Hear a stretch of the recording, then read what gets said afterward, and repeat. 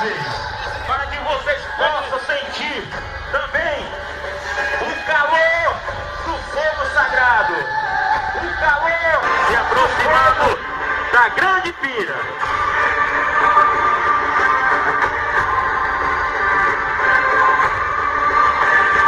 E aí já no centro a anciã, junto com os demais anciões, com o fogo sagrado e a salva de palmas de vocês.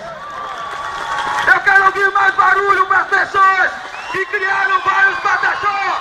Eu quero ouvir mais barulho para eles que ensinaram tudo que sabem. Eu quero ouvir mais barulho dos nossos livros de história.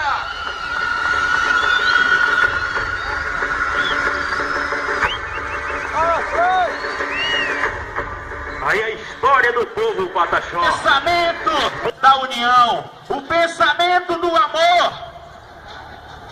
E os guerreiros e guerreiras que estão na arena vão transmitir tudo isso,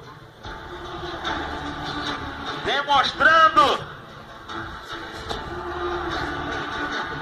junto ao fogo sagrado.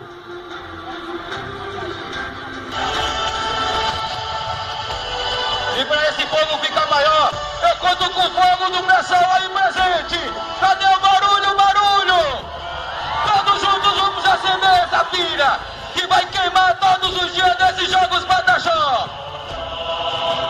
E aí as guerreiras vão se encaminhando. Eu quero ouvir o barulho de todo mundo, barulho, barulho. Vai ser agora.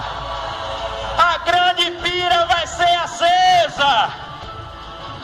O fogo sagrado se multiplicou. Cadê uma salva de